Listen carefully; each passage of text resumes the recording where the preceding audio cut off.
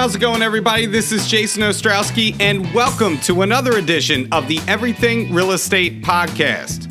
In today's episode, we're going to try something a little bit different. You know, we always see the market from an agent's perspective, right? We're out there every day. We're showing properties to multiple clients. We're listing properties. We're in it every single day. But for first-time home buyers, this process is totally new. It can be very stressful. In fact, it can be terrifying. So today, I am going to interview a few of my current clients. They are first-time home buyers. Their names are Jim and Lawren. They are actively seeking a single-family home in southeastern PA with me. And it is a very competitive environment out there. We want to get their take from their perspective on their experience going through the first-time home buying process, the ups and downs that they have felt, the stress, the sense of rejection when an offer is not accepted on a property that they really want.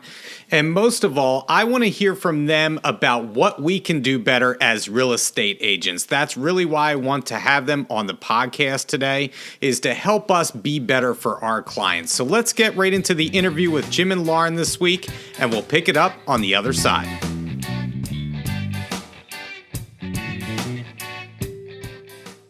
All right, we're going to do something a little different on the podcast today, and I kind of wring my hands here because I'm super excited to have my very own first-time home buyers on the podcast, because I think it's very beneficial to get their perspective on how it's been in the process of buying their first home and what they've experienced, not from our eyes and what we see, but from their eyes and what they have seen through this process. And we've been working together for a little while now. And their names are Jim and Lawren, and they were gracious enough to come on the podcast and share their sob story right now. No, I'm kidding. But we have been looking for a little while now. And I think it's going to be beneficial for all of us listening to hear what you have to say. So Jim and Lawren, thank you so much for doing this. Always good to see you guys. How are you? We're doing well, Jason. It's good to be here to share our story, share some lessons that we've learned. Yeah, we're really excited to do this and to help everyone else out there who's looking or wanting to look or ready to look. Now, we've started this process a while back. And I feel like at this point in time, I feel like we're friends, and as friends that I consider us now, it's been frustrating at times, I think, for all of us to go through this process. I really, really, really want to get you a home, and that's kind of like my number one mission. But it's always good to see you guys out there, and I feel for you, going through this, because it's not easy. And so my first question for you is, as first-time home buyers that have never gone through this process before of purchasing a home, and on top of that, having to do it in a competitive environment right now in the real estate market, how have your thoughts and expectations changed since we first started our search together? Let's start with that question. And Jim, I'll start with you. Okay. I mean, so that's a pretty loaded question with a lot going on in it. My thoughts and expectations have changed pretty drastically over this entire course. In the beginning, I thought that this was still going to be a fairly reasonable process. And at this point now, I'm pretty convinced that it's just going to be win the auction and deal with all the problems later. That's extreme. That's extreme, man. That sounds harrowing. I do understand where you're coming from. And when we first spoke, all of us, you always sense that it's going to be a process of evolution, right? That your expectations, either in the style of home that you want or just the process itself, is going to be different than what your expectations start out with, right? So, Lawren, how has it been for you going through this as well? I have been humbled.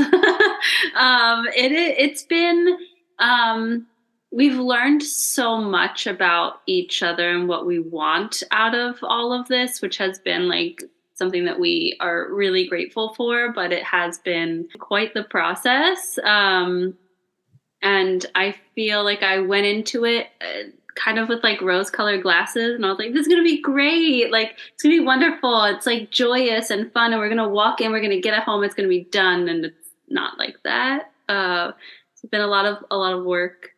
When we first started, we pulled up Zillow, we looked at everything that was available. We talked to you, we got listings from everything that was out there. Most of it was stuff that had been sitting on the market for a while. We didn't really understand the concept of a house sitting on the market for a while versus something that comes and goes quickly. So you were gracious enough to spend a bunch of time going through a bunch of houses that I assume, looking back on it, you knew we were not going to put an offer in on. And you showed us all these houses that sit on the market and why they sit on the market. And then, so we got that perspective of why things are out there and just a feel for things that sit on the market for a while and things to look out for sure. That's where we learned about, comping out how homes, especially with that log cabin, and just how there's nothing similar to that. And so you could run into appraisal issues. But then we started to see, the coming soons, right? And then it was all of a sudden we saw our first like good house, right, to put an offer in on. And that was just a change in the whole search, the whole process. You were just like, oh my God, there is something out here. Now, at that time, we didn't really have a really well-defined idea of exactly what we were looking for. And we had a rough estimate, but it was kind of the first one of good bones that we saw. And that was exciting. We've seen a lot since then and gone through a lot more that I can get into, but I'm sure you have more questions that I'll address that down the road. But yeah. Well, let's talk about how, your expectations maybe have changed a bit, right? Like where are everybody makes sacrifices in this process. We talk about and I think you've heard me say this before, the 85% rule. The 85% rule is that when you go out to a property, if one way to clarify if it's maybe worth putting an offer in on a property is the 85% rule. Does that property have 85% of what you're looking for? Because if it does, then most likely it's time to put in an offer, because very rarely do you ever get 100% of what you're looking for, right? So I think it's a good logical way of looking at things. So where, I guess, in your minds, have you learned to sacrifice certain things maybe that you started out wanting or desired, and what has the reality become over time? If I can answer. Lawren, I'll start with you on that one. I have sacrificed my pool. No, I think for us, we went into it thinking that we were going to be able to find, something that was move-in ready and pretty and like we're just ready to go. And I think that has changed now. We have had to kind of figure out like, okay, we're going to need to rip up carpet, we're going to need to put paint on, we're going to need to change things. So I think we are just sacrificing in general the idea of like something that is move-in ready. We're going to have to put time into anything that we purchase because that's just what's available right now. So I think we have different tiers of that actually.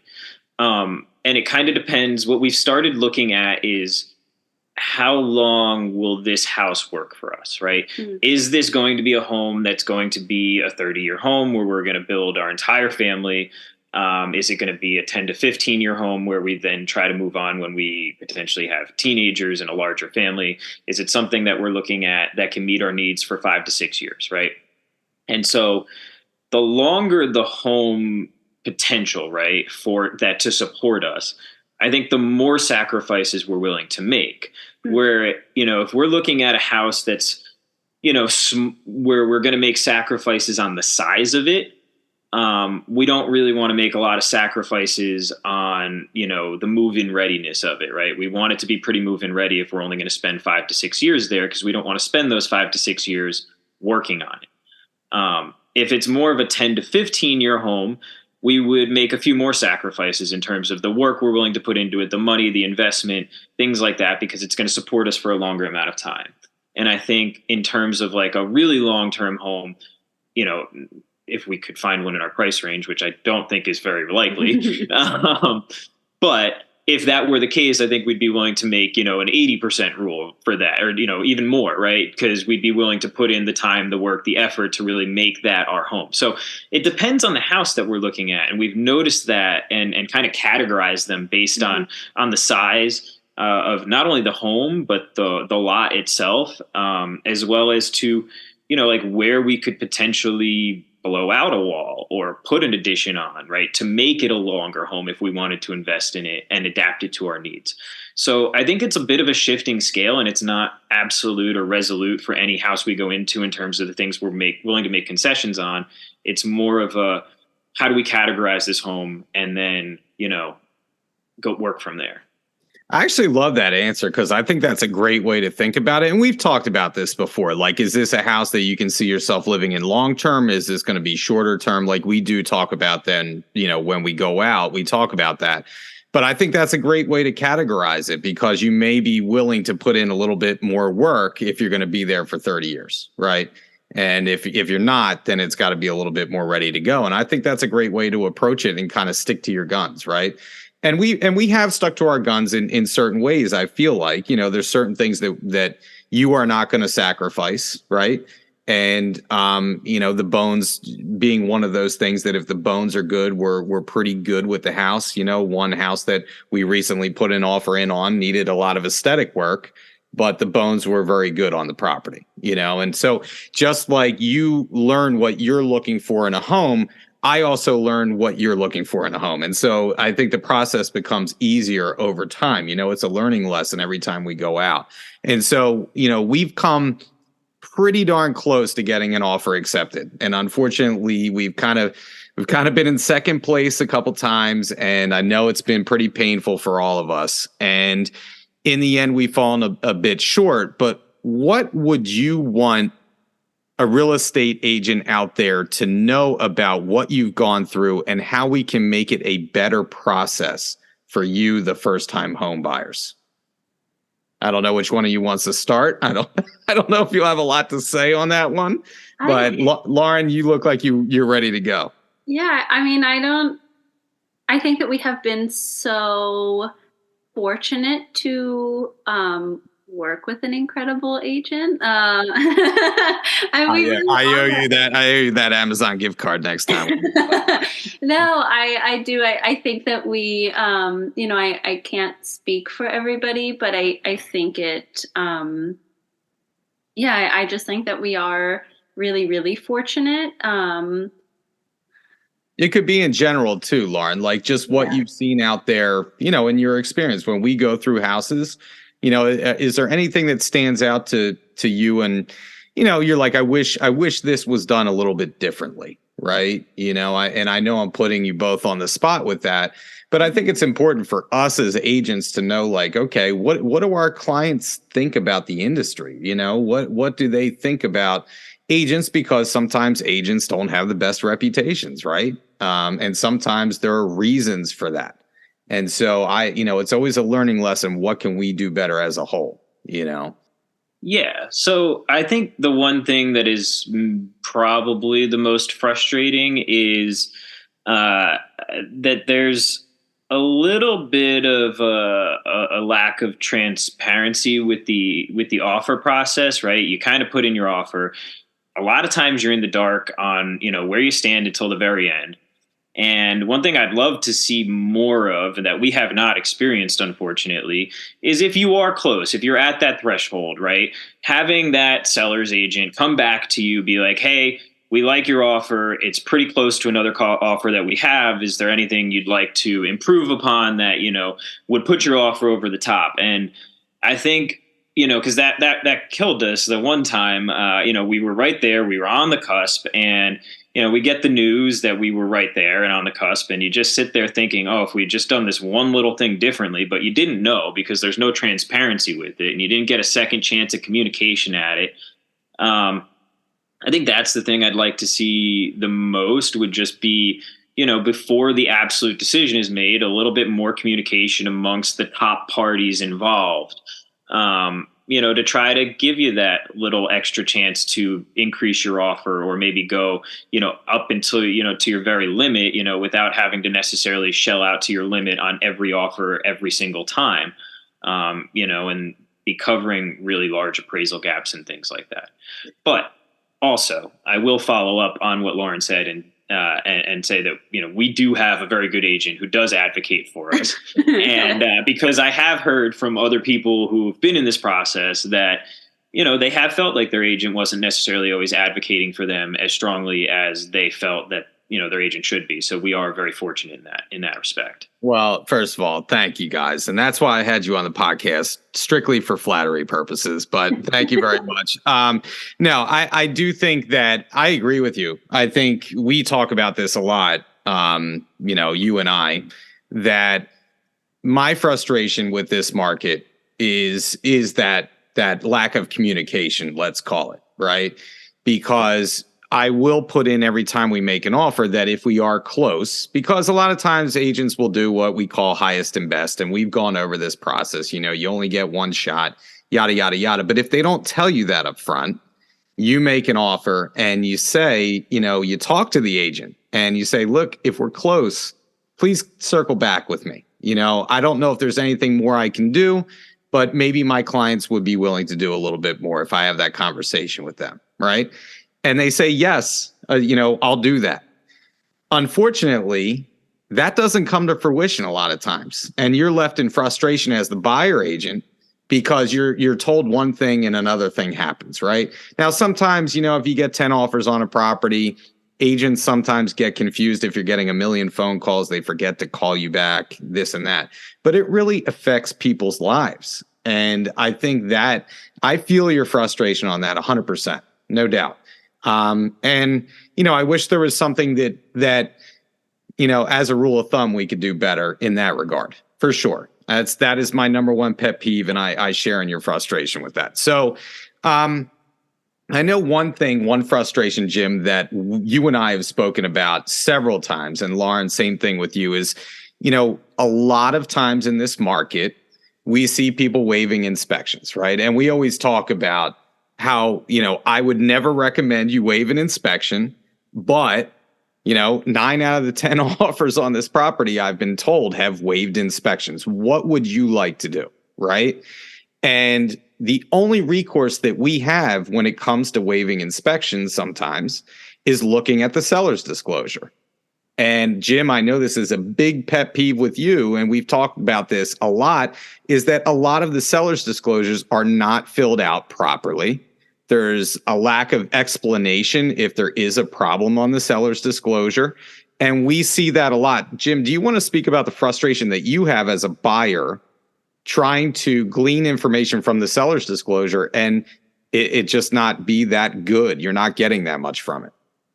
Yeah, absolutely. I mean, you've encompassed all of it right there, right? You're dealing with either, estate sales that are completely blank, so you have no information, and if you're going in blind, right? So that's the worst kind of case scenario. You have absolutely zero information, and then you're still expected to waive inspections, right? And you're just like, all right, so I need to put in a bid on this house, and if I get it, I have no idea what problems could be awaiting me when I do, ultimately end up getting, this offer accepted, right? You can always do an inspection after the fact and uncover them all and, then maybe cry about it. But,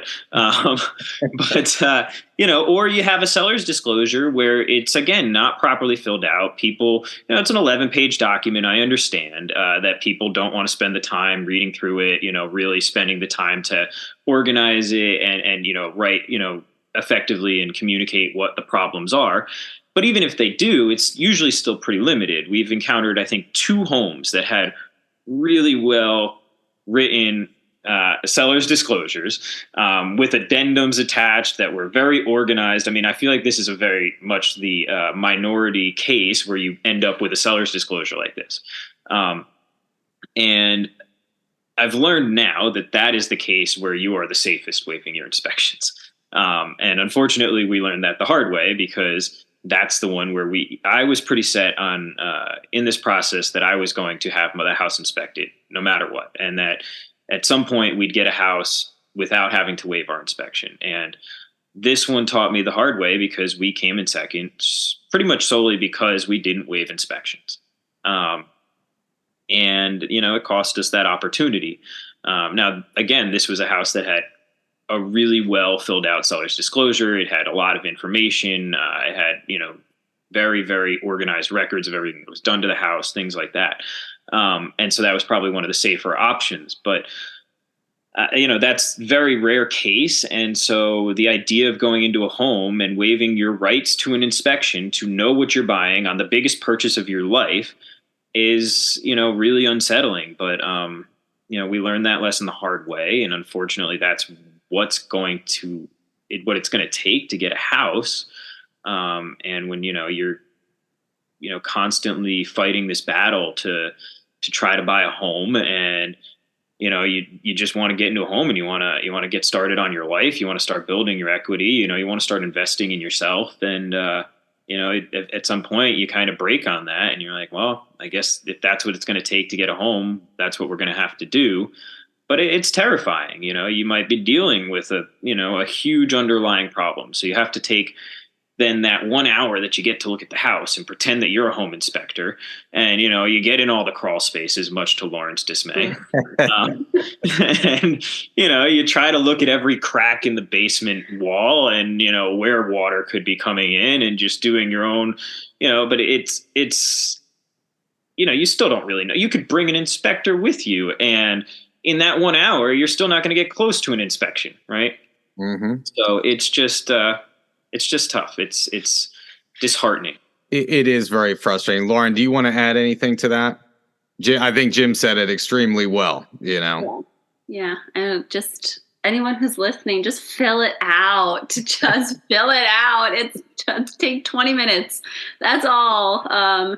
Because if this is the way that the market is going to go, where waiving inspections becomes the new norm, I just think that it's a courtesy to take, 20, 25 minutes to fill out the disclosure, because it's just going to streamline the process. It's going to make everybody feel a little bit better about their wild decision to waive an inspection. It just makes you feel better about an already very, very difficult choice. It's a liability issue for agents too, is that, we want to, I want buyers to have an inspection, right? I certainly don't aim to have, when you're representing a seller, it's tough because it benefits the seller in a way to have inspections waived, right? But it's also a liability for them, because if they don't fill out the seller's disclosure properly, then the only recourse that a buyer has is to look at that document. And if you have lied on that document, or you didn't disclose something on that document, there is a chance that from a liability standpoint, the buyer could come back after the seller, right? So, I marvel sometimes at the lack of disclosure, right? And we see that through this process time and time again. And Jim, just to follow up on your point about, the inspection, we talked about this in my own house, a couple of years ago in the middle of the pandemic. We buy a property and we have to waive our inspections. And that was the only way that we were going to get the house. Now, I like to think that I have a trained eye, for things. Jim, you have a trained eye in certain aspects on the home as well, with some of the jobs that you have had throughout your life. I knew we were going to need certain things in the house, but we had an inspection after the fact. Like, I didn't get up on the roof and look at the chimney, right? The mortar is all deteriorated on the chimney, and, that's going to cost us X, Y, Z, some electrical stuff that, I don't have a trained eye necessarily for reverse polarity. I'm not bringing little meter readings into, the home with me when I go through. There are things like that that are always going to pop up. And we just took the risk to do that. But it can really backfire. It's a very, like you said, it's terrifying. And I totally understand. And I think the agents out there understand. And I think we can never hear it enough that it's a difficult process for any buyer to go through, let alone a first-time home buyer. All right.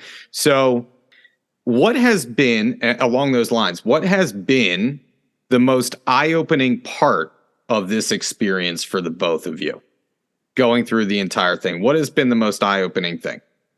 And Lawren, I'll start with you. People's choices in wall color. It's shocking to me. That's hilarious. And for those listening, that is such a Lawren answer, and that's why I love Lawren, because she cracks me up. No, I agree with you. There are some terrible decor choices out there. I mean, wall color is really a lifestyle choice in some of these homes. For you, what do you think? The most eye-opening thing was truly just the state of the market and how competitive it is. And the seller right now has all the power. And us as buyers are just begging and pleading to be chosen. And we're just throwing everything we can at them with the little buying power that we have with the high interest rates. So it's like, and we're just trying to, and I mean, I don't know, the low inventory has also been extremely eye-opening. I think those are the two big things that really, really shocked me, were just that it does seem that in order to get a quality home, there's always going to be multiple offers, and that was shocking for me, and a little painful. You're right. When a home first comes on the market, the leverage right now is with that seller, and we talk about that. And that leverage quickly shifts the more days that the home is on the market. But like you had both said, if a home doesn't get scooped up in the first couple of days, usually it's because it's way overpriced or there's some kind of big flaw with it that you're going to have to live with. Right now, there are a few that slip through the cracks. I went under contract with a buyer not too long ago where the home was just overpriced and just sat.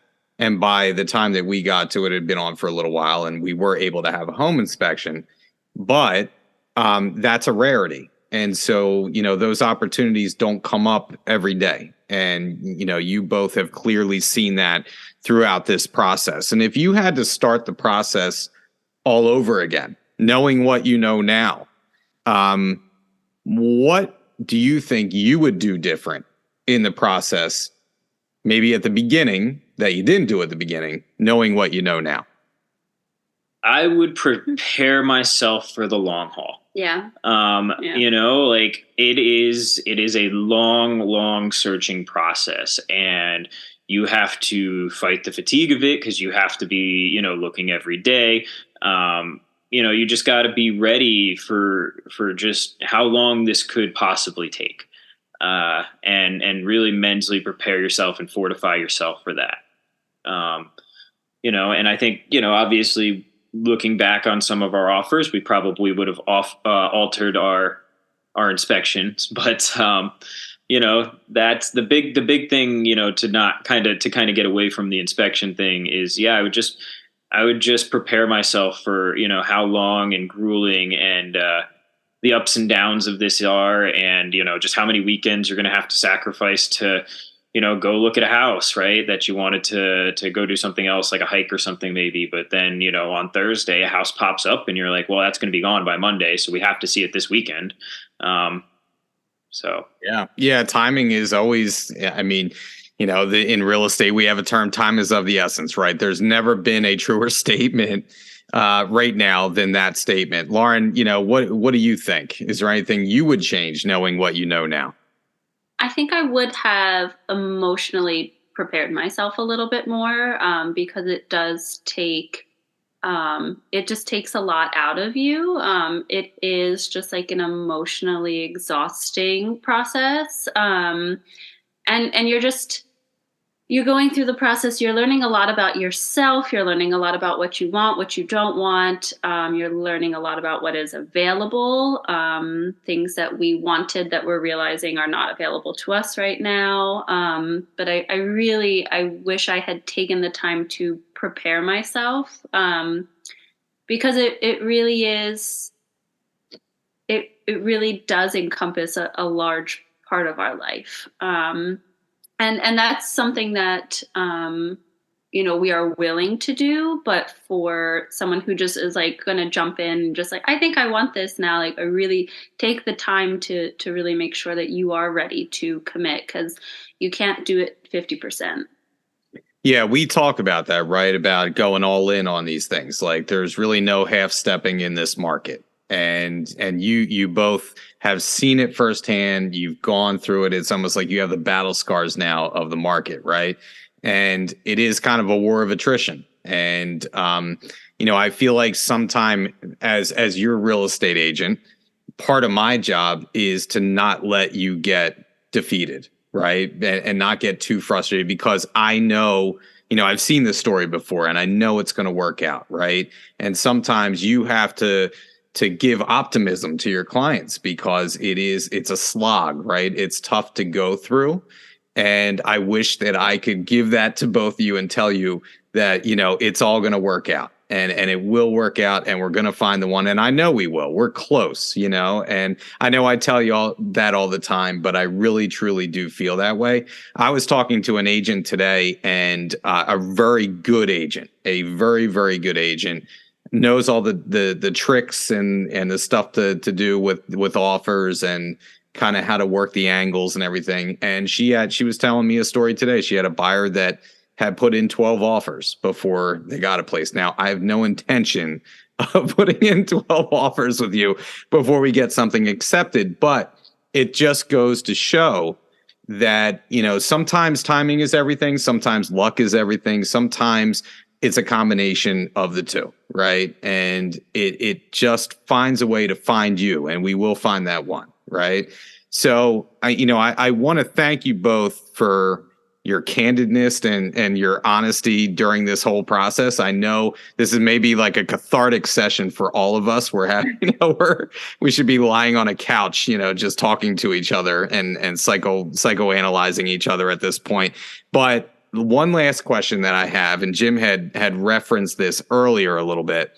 Do you think that we will ever find Lawren the crawl space of her dreams? Is what I want to know. Because I've made it my mission now to find her the flat out creepiest attic or basement space possible.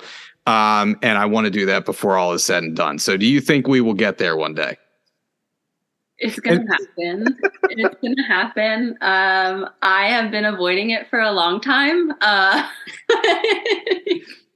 And just so the listeners know out there, every house that we go to that has like a crawl space or kind of like a creepy closet or attic space, Lauren's skin crawls before my eyes every time that she opens like an attic door.